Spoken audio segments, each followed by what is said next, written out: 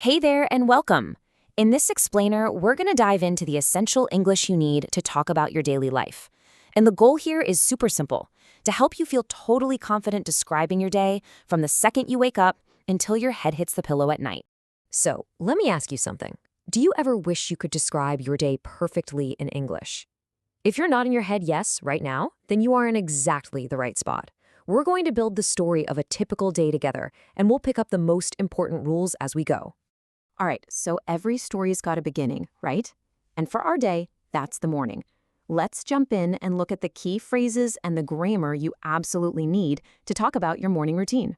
Okay, so it all kicks off with a sentence just like this. I wake up at 6:30.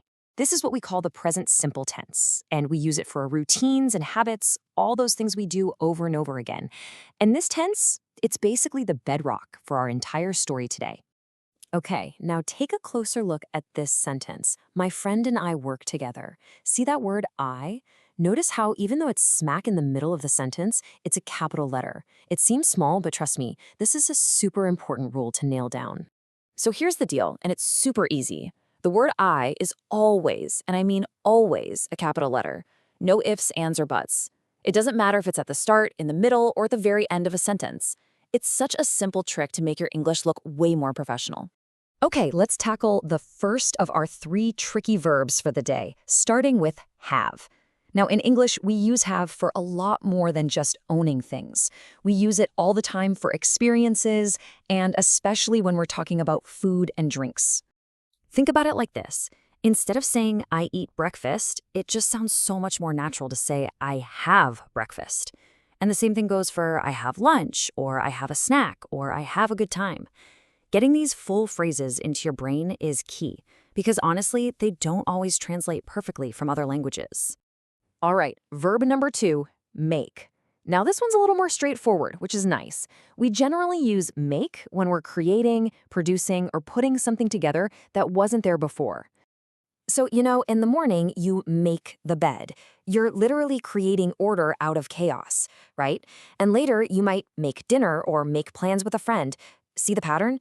In every case, you're producing some kind of result. Okay, so we've had our breakfast, we've made the bed, now it's time to head to work. Let's move on to the next chapter of our day and see how these rules start to show up in a more professional setting. And this is the perfect time to talk about another key rule for capital letters. It's not just the word I. All proper nouns get capitalized. That means things like names, Mr. Khan or Maria, places like Dubai or India, nationalities like Filipino, and of course the days of the week like Monday. This is such a common slip-up for learners, so it's a really good one to keep an eye on. Okay, listen up, because this is probably the most important rule for the present simple. For I, you, we, and they, the verb is simple. I start, they live. But for he, she, or it, we have to add an S. So it becomes she starts, he lives. Putting them side by side like this makes it crystal clear, doesn't it? And that brings us to our last tricky verb, do. We usually use do for activities, for jobs, and for routine tasks. A great little mental trick is to think of it like this. You do a task that's already there waiting for you. So, for instance, you do some work at your job, kids do homework, and when you get home, you might have to do the housework or do the dishes. It's all about checking off those tasks and activities on your list.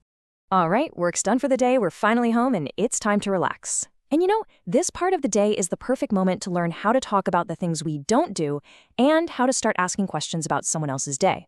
So if you want to make a sentence negative, our old friend do is back to help. For I, you, we, and they, we use don't. So I like becomes I don't like. But for he or she, we have to use doesn't.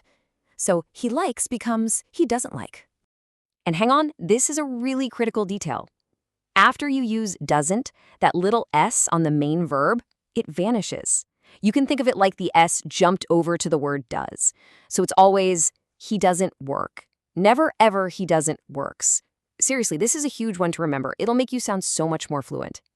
And guess what? The exact same logic applies when we're asking questions. We use do and does right at the beginning. What time do you start work? Or where does he live? And look, no S on the verb live in that second question because we already used does. It's a really consistent rule. Okay, let's put these rules to the test with something a bit more modern. I mean, think about it. So much of our lives now is measured by data, right? From the time we spend on our phones to the steps we take. Let's see how we can talk about those numbers. So, for example, you could glance at your phone's screen time and say something like, about 60% of my phone time is for work. Using numbers and percentages like this is such a practical and modern way to practice these sentence structures.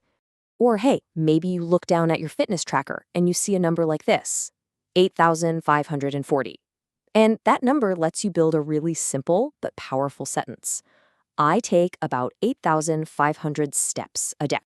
And of course, all this data makes you want to ask questions, right? We can use our do and does rule to ask things like, how many steps do you take? How much water do you drink? Or how often do you exercise?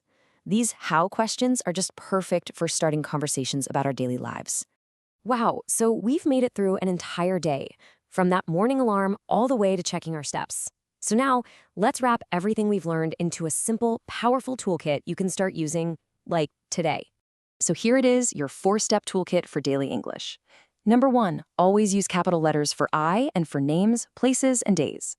Number 2, choose the right verb. Use do for tasks, make for creating things, and have for experiences. Number 3, remember that little S on verbs when you're talking about he, she, or it. And finally, number 4, use do and does to make questions and negative sentences. Really lock in these 4 steps and you'll be well on your way. And just like that, we're at the end. We have built a really solid foundation for you to talk about your life every single day. So I'm going to leave you with a final question, a little challenge. What new English phrase will you use tomorrow? Really think about it. It's time to put that new toolkit of yours to work. Thanks so much for joining me.